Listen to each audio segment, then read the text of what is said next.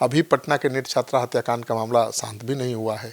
इस बीच मधेपुरा में 2 लड़कियों की मौत और इस बीच बेतिया से 5 लड़कियों के रहस्यमय ढंग से गायब होने को लेकर सवाल उठने लगे हैं।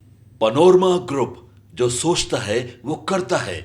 आपके अपने सपनों का आशियाना। मधेपुरा में फिर 2 लड़कियों की मौत, बेतिया में 5 छात्राएं गायब। नमस्कार, आप देख रहे हैं सिटी पोस्ट लाइव। मैं हूं सृष्टि राज। बिहार की राजधानी पटना में नीट हत्याकांड अभी शांत नहीं हुआ था। इसी बीच मधेपुरा में 2 दिनों में 2 छात्राओं की मौत से इलाके में हड़कंप मच गया है। यहां वीपी मंडल इंजीनियरिंग कॉलेज की बीटेक की छात्रा खुशबू कुमारी का शव हॉस्टल में मिला। अब इतना ही नहीं, बेतिया के कुछ कुमार बाग में लखौरा गांव से 5 नाबालिग लड़कियों के लापता होने की खबर ने गांव में हड़कंप मचा दिया है। लड़कियों ने सिलाई और खेत जाने का बहाना किया था। पुलिस ने एफआईआर दर्ज कर जांच शुरू कर दी है। अब दूसरी घटना ग्रामीण क्षेत्र की है। अब क्या है ये पूरा मामला, इसके ऊपर विस्तार में जानकारी देने के लिए हमारे साथ मौजूद हैं चीफ एडिटर शिकार Pratyush sir. Sir, Patna NEET हत्याकांड को लेकर अभी बवाल मचा है। अब इसी बीच मधेपुरा में 2 लड़कियों की मौत हो गई है। हाँ बिल्कुल, नीट का मामला, नीट छात्रा के रेप और अपहरण हत्या का मामला तो काफ़ी तूल पकड़ रहा है। बिहार सरकार ने सीबीआई जांच की सिफारिश कर दी है, लेकिन मामला शांत नहीं हो रहा है। और जहानाबाद में तो 25 से 30 किलोमीटर लोगों ने मार्च किया, हजारों लोगों ने, लगा कि निर्भया कांड हो गया है। तो हजार लोग जहानाबाद में सड़कों पर उतरे, सरकार विरोधी नारे लगाए, पुलिस मुर्दाबाद के नारे लगाए। तो ये मामला तो लगातार तूल पकड़ता जा रहा है। पप्पू यादव भी पहुंच गए थे उसमें शामिल होने के लिए। और इस बीच बिहार के मधेपुरा जिले से बड़ी खबर आ रही है। 2 दिनों के अंदर 2 लड़कियों की मौत ने पूरे इलाके में कोहराम मचा दिया है। एक छात्रा बीटेक की पढ़ाई कर रही थी, वहीं दूसरी छात्रा ग्रामीण इलाके की है। ये घटनाएं छात्राओं की सुरक्षा, हॉस्टल व्यवस्था और मानसिक स्वास्थ्य पर गंभीर सवाल खड़े कर रही है। अभी पटना के नीट छात्रा हत्याकांड का मामला शांत भी नहीं हुआ है।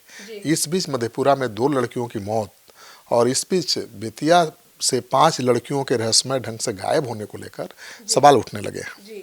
सर, तो बीपी मंडल इंजीनियरिंग कॉलेज के हॉस्टल की लड़कियों की मौत हुई है। हाँ, लड़की की मौत हुई है हॉस्टल में ही। पहली घटना बीपी मंडल इंजीनियरिंग कॉलेज के गर्ल्स हॉस्टल से जुड़ी है, जहां एक 20 वर्षीय छात्रा खुशबू कुमारी का 100 फंदे से लटका मिला है। मृतका सिविल इंजीनियरिंग की 2nd ईयर की छात्रा है, मुजफ्फरपुर की रहने वाली है और वह सकरा थाना क्षेत्र के मूरा हरलोचनपुर की रहने वाली बताई जा रही है। बीपी मंडल इंजीनियरिंग छात्र कॉलेज की छात्रा खुशबू कुमारी किस वर्ष की पढ़ाई कर रही थी अभी पता नहीं चला है। परिजनों ने इसे आत्महत्या की बजाय हत्या का मामला बताया है, जबकि प्रारंभिक जांच में सुसाइड की आशंका जताई गई है।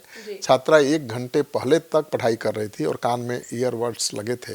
वहीं पुलिस ने पोस्टमार्टम के लिए 100 भेजा है और मामले की जांच शुरू कर दी है। तो अब सवाल परिजन ये उठा रहे हैं कि जब 1 घंटे पहले तक पढ़ाई कर रही थी, कान में ईयरबड्स लगे हुए थे, तो फिर अचानक उसने फंदे से कैसे लटक के जान दे दी। तो परिजन मानने को तैयार नहीं है कि यह आत्महत्या है। सर, और दूसरी घटना कहाँ की है? देखिए, दूसरी घटना जिले के ग्रामीण इलाके से सामने आई है, जहां एक युवती ने पारिवारिक विवाद या अन्य कारणों से आत्महत्या कर ली है। इन दोनों घटनाओं के बीच सिर्फ 24 से 48 घंटे का अंतर है, जिससे इलाके में डर और चिंता का माहौल बन गया है। स्थानीय लोग मानसिक तनाव, पढ़ाई का दबाव, पारिवारिक कलह और सामाजिक दबाव मुख्य कारण बता रहे हैं। पुलिस ने दोनों ही मामलों में जांच तेज कर दी है। प्रशासन ने जांच करने और ऐसी घटनाओं को रोकने के लिए जागरूकता अभियान चलाने का आश्वासन भी दिया है। और आपको पता ही है कि बिहार सरकार ने बड़ा फैसला लिया है नीट छात्रा के कांड के बाद। अब बिहार के तमाम गर्ल्स हॉस्टल का निरीक्षण किया जाएगा, उसमें सुरक्षा के क्या व्यवस्था किए गए हैं उसका जायजा लिया जाएगा। तो अब गर्ल्स हॉस्टल को लेकर कड़े नियम बनने वाले हैं। सर, तो बेतिया से भी 5 लड़कियां गायब हुई है। देखिए, बेतिया के कुमार बाग से लखौरा गांव की रहने वाली 5 नाबालिग लड़कियों के लापता होने की खबर आ रही है। और लड़कियों ने सिलाई और खेत जाने का बहाना किया था और पुलिस गायब हो गई। जब पुलिस में एफआईआर दर्ज कराया गया, तब पुलिस ने जांच शुरू की है और सीसीटीवी फुटेज की मदद से सुराग पता करने की कोशिश की जा रही है। परिजन अपनी बेटियों की तस्वीर लेकर पुलिस से मदद की गुहार लगा रहे हैं। पुलिस ने एसआईटी का गठन भी कर दिया है और जांच जारी है। लड़कियों की उम्र सबसे खास बात है कि 13 से 14 साल की बताई जा रही है। तो क्या किसी ने उनको गुमराह करके उनको उड़ा लिया, या लड़कियां खुद अपने मन से घर से भागी हैं, क्योंकि 5 लड़कियां हैं, एक ही गांव की हैं और एक साथ भागी हैं। और उम्र सबका नाबालिग। सबका उम्र कम है, 13 से 14 साल। तो लड़कियों की सुरक्षा को लेकर सवाल तो उठेगा। सर, तो इस पे पूरे मामले पे पुलिस का क्या कहना है? ये 5 लड़कियों के अचानक गायब होने के बाद उनके परिवार और ने एक दूसरे के घरों में तलाश की, लेकिन कोई सुराग नहीं मिला। तब पुलिस थाने गए और सभी लड़कियां एक ही मोहल्ले और परिवार से जुड़ी हुई बताई जा रही हैं, जिससे पुलिस को शक है कि यह एक योजनाबद्ध घटना हो सकती है। एक लड़की के पास फ़ोन था जिसका कॉल डिटेल देखा जा रहा है। पुलिस ने जाँच शुरू कर दी है और बस स्टैंड और रेलवे स्टेशन पर फोकस किया जा रहा है।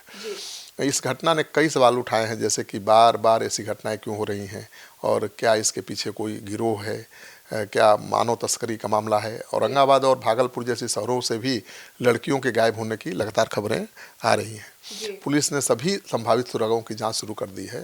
तो ह्यूमन ट्रैफिकिंग तो बहुत आम बात है बिहार में। लड़कियां तो हजारों गायब हैं अब तक, जिनका कोई पता नहीं चला आज तक। लेकिन अभी चूंकि नीट छात्रा के मामले को लेकर पूरा माहौल गरमाया हुआ है, ऐसे में इन 5 लड़कियों के गायब होने को लेकर बवाल मच सकता है। और देखिए कितना आंदोलन तेज होता जा रहा है। पहले लग रहा था कि पटना तक ही नीट छात्रा की हत्या और रेप का मामला गूंजेगा, लेकिन ये तो अब पटना से लेकर जहानाबाद तक प्रदर्शन और मार्च होने लगा है। अब सरकार के कार्रवाई से संतुष्ट नहीं है लोग।